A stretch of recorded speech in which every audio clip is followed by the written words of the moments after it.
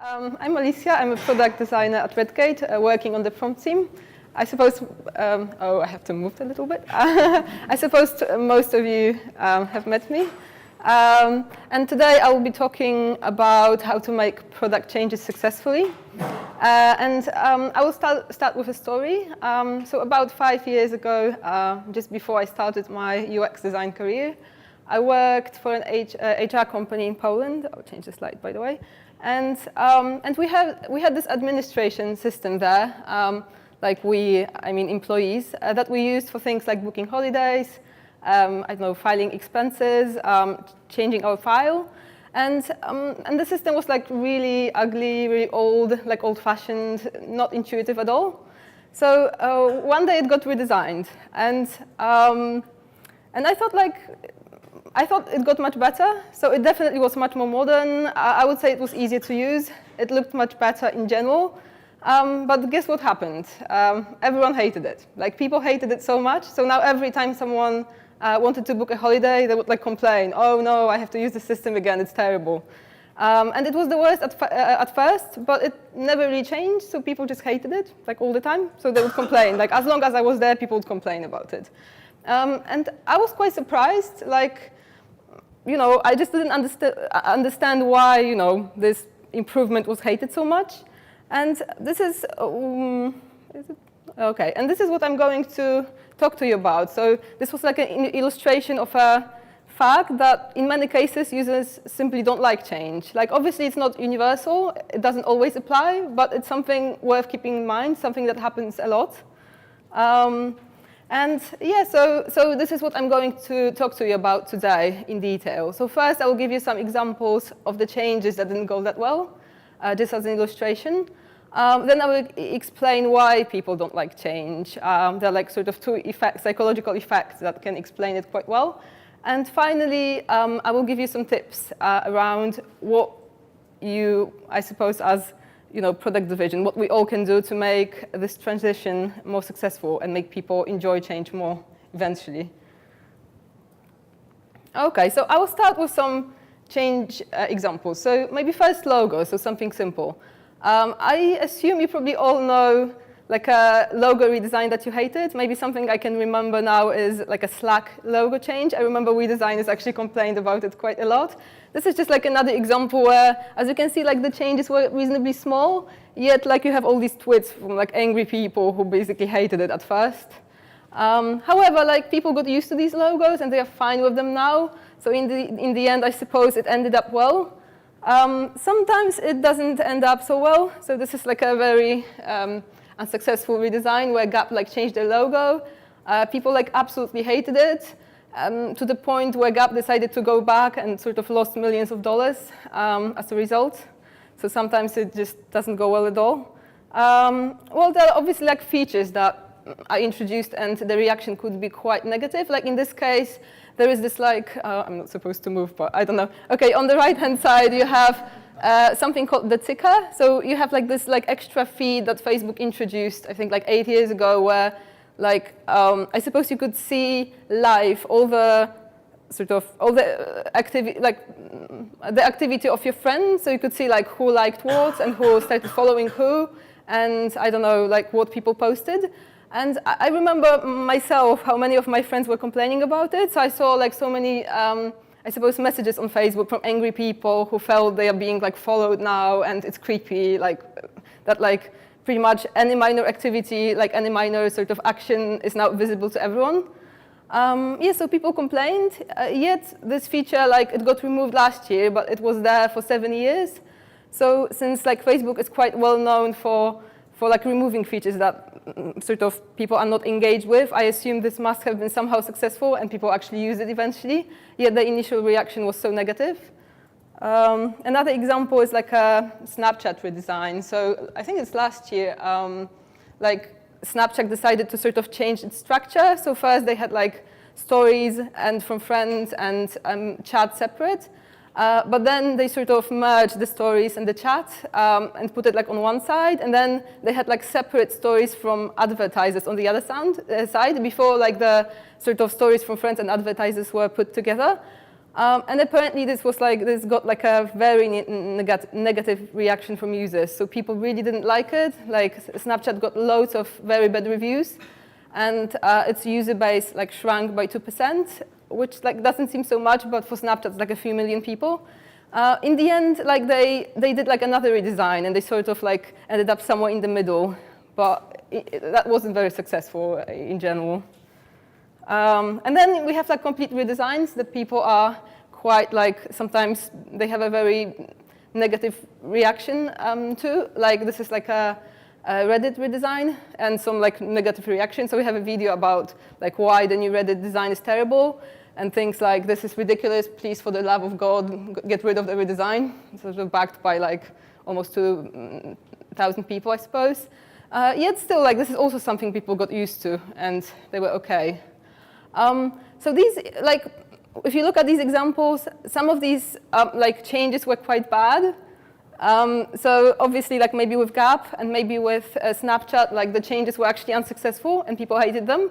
But some other ones were quite okay, probably for the better in the end. Still, like at first, people were not happy about them.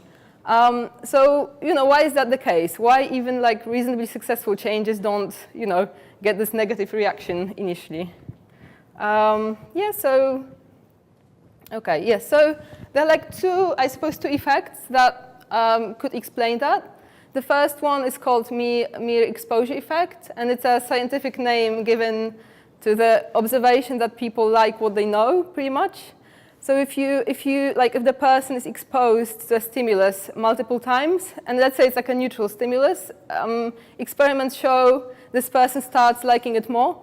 So let's say if you see, I don't know, a picture many times, and then you're shown this picture with like a number of similar pictures, like sort of normally like the person likes this picture they've seen before more than the similar ones, and it applies to many different things. Like it was proven on things like words, Chinese characters, like paintings, pictures of faces, like many different things.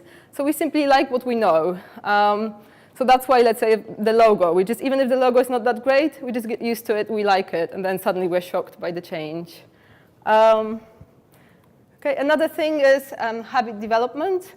So if we like, I suppose, like do something, perform an activity many times, it becomes a habit. That means it becomes very fast for us and effortless and just easy to do.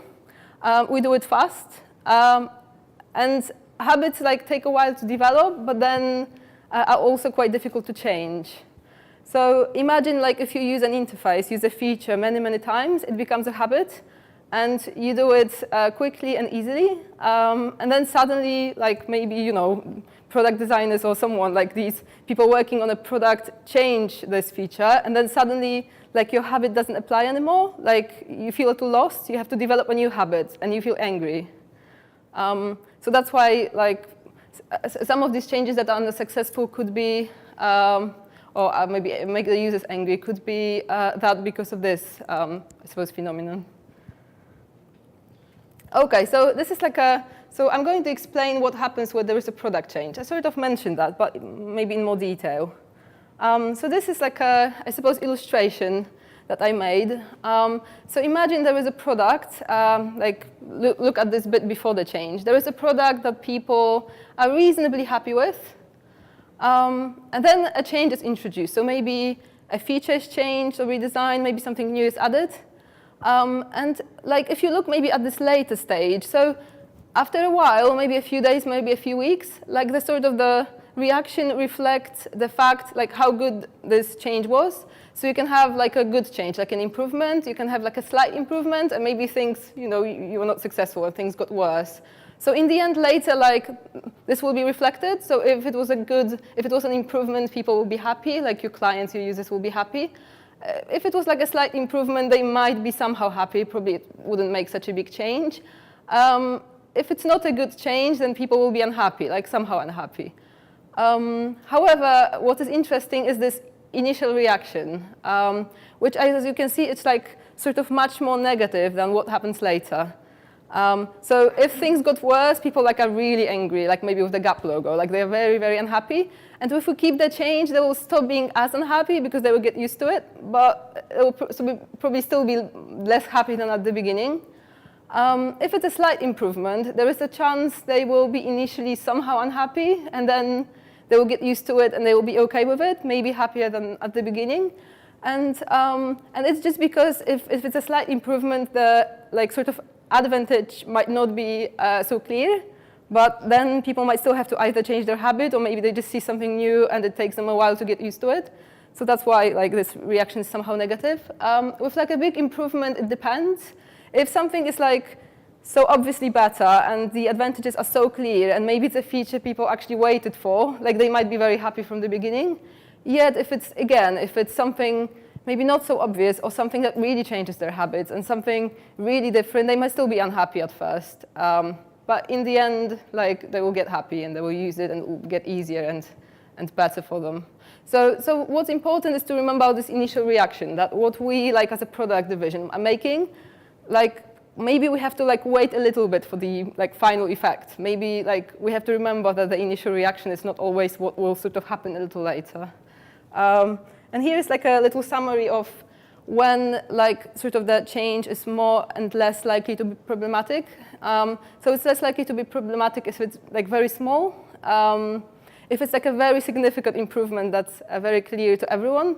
And also if it doesn't interfere with users' habits too much, so they don't have to change the way they do things, especially if it's a muscle memory thing that's difficult to change. And on the other hand, it's similar. So changes are more disruptive and harder to accept if they're big, if they're not clear, sort of why they were introduced. It's not clear why they were introduced, or if they're interfering with users' habits.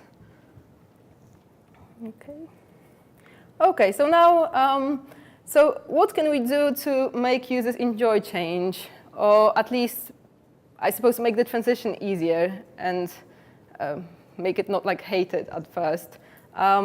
So there is a few things.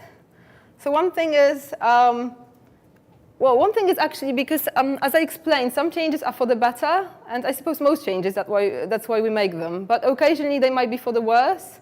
And sort of the first thing we should remember is not to make changes for the worse, right? So we should be sure that this, even if there is a negative reaction, it's because users need time to get used to the change, not because it was bad. So let's not make bad changes. So we obviously, we should make sure that whatever we introduce is actually based on a real need and solves a problem. We can do usability testing. We can do some partial releases, so test it on a number of users first, a smaller number, and then see if what their reaction is and what their feedback is. If we've done that and we're sort of sure, okay, this is actually whatever we are making is actually an improvement, is something what users need. There is a number of things we could do as well. So quite an obvious one is to make changes gradual. So here you can probably hardly see the difference, and that's the point. So I think it's a change on Facebook where pretty much the icons at the bottom are slightly different, comment and share, that's slightly different, and the comments slightly different. Well, you can hardly see the difference. And in this case, Facebook could have done more, you could have changed more things, but if you do it step by step, very slowly, users will hardly notice it and will be fine with it. Much more fine than if they were if this change was big. Okay, another thing, especially for big changes, maybe it's worth using common UI patterns. So let's say if you make a very big redesign of something, and it was a custom component, even if you make very big changes, but you use patterns that users know, they might not get too angry and too confused. So here, this is maybe an older redesign of the iOS and the Android app for Facebook, where they changed the structure quite considerably, but yet they kept the sort of pattern for these two systems. So on iOS, iOS got this tab bar at the bottom, and Android got this top navigation, top sort of tabs that you can scroll between. And this is something iOS and Android users are just used to because they use it in other apps. So even though these two redesigns were quite different from what was before, it was something users expected. And the calendar widget, imagine like if there was some sort of a custom calendar widget here, maybe people got used to it. But then if they suddenly get something completely different, but something that's used everywhere else, they will still be fine with it because they've used it before. So this is like another strategy to make changes less disruptive. Apart from the fact that maybe it's a good idea anyway. Then it's well, if we can, it's important to respect users' habits. So in this case, I had trouble finding like a real life example, and there are many because it happened to me a few times, but I just drew an example. So imagine this is like some sort of a messenger app, and imagine you have this send button that's quite big on the right-hand side, and then suddenly it's changed to the one on the left, so you get it suddenly gets much, much smaller, and maybe it's like this little arrow. So before you could you clicked send somewhere in the middle of the button to send a message, but now if you click the same spot, you'll probably click between in between the attach button and the send button. So you're as likely to click the attach button as the send button. So probably every second time you click it, you'll attach something instead of sending it, or you will get the sort of attachment pop-up, whatever it is, instead of sending the message, which I suppose might make the user really angry. And I'm not saying maybe this change is still worth it because you get more space for typing, and maybe this new button is actually big enough. So there is a chance that's okay, but you should still be aware that people might get angry or frustrated initially. And if there is a better way to do it, without changing someone's habit or sort of disrupting the habit, maybe it's worth it. Okay. Then another thing worth remembering is to give users some control over when the change is going to happen. So the example on the left is actually data masker. It's what I suppose Sai and the team did quite recently. So I suppose users, we make a change when it's convenient to us. So when we are ready to release, we release. But that doesn't mean this is the best time for our users. They might be in the middle of something. Maybe they want to use our product for something urgent. And they sort of don't expect this change to disrupt their work and make things slower for them. So that's why it might be a good idea to let them switch when they are more ready. Maybe sometime when they have more time to explore our new design, or sometime when they just have time. And on the left, in this example, you can obviously you get this message box that says that there is a new way. Well, there is a new screen ready, and if you want, you can try it out. And there is also a way to switch back if somehow you don't like it. Sometimes it's done the other way around, so it could also be that we introduce the new design, but we give users the way to switch, opt out, at least for a limited period of time. And I suppose both strategies could be okay. I suppose the first one is more sort of cautious, the second one maybe less. But as long as users can sort of switch forth and back, it's probably okay. Then another one that's quite obvious. Often it's just worth simply to announce and explain the change if we can. Maybe if it's a very small change, it's fine. But if it's bigger, then it might help. So here there is this example of Google Maps. So they added some new features, and they actually first let us know about it, and secondly give us a little overview. And then there is a similar one from Airtable. So that won't make users surprised, at least. So they are using our software, and then suddenly, oh, what is this? Instead, they know upfront, and also they can, if this is a little more complicated, they can actually learn how to use it. Sometimes that might not be necessary. If it's a small change, or that's probably okay. Also, sometimes we might not have space to really show it, or there is maybe no obvious way to do it. So it all depends, but it's still probably a good idea often. And then finally, we can let users leave feedback. And this has I would say this has two advantages. So on one hand, users or clients, they feel that they are listened to. So they feel that actually we changed things, we annoyed them, but at least we let them express that, so they can actually tell us what they think, what they feel. So they won't feel oh, we're just suddenly just doing what is right for us, not maybe right for them. But also, like, this feedback can actually help us. So if this is not fully successful or there is something we could still improve, we'll actually know about it quickly, and we can change it or improve it quickly as well. Okay, so some conclusions. So just to summarize what I spoke to you about today. So like the sort of general thing I wanted to convey was that people often are unhappy about change. And I gave you 2 reasons behind it, like psychological principles that can explain that. And then I suppose I gave you a number of actions or tips that you can use to make the transition between sort of the old design and the new design easier. And finally, there are some things to remember. So first of all, like, it's important to be prepared for a negative reaction. It might happen, and it doesn't mean the change was bad. It just means people need a little time to get used to it. Secondly, maybe it's not worth like assessing the quality of the change based on initial reviews. So if we make something at Redgate, and then some clients complain, we shouldn't get like discouraged. It doesn't mean, oh, this is terrible. It just maybe means, oh, but it might mean it, so we have to be careful. But in many cases, they just need some time. Because so it's worth to remember that people need time sometimes. And if the change is for the better, like in most cases, people will eventually appreciate it. So they will moan, and then they will be fine in the end.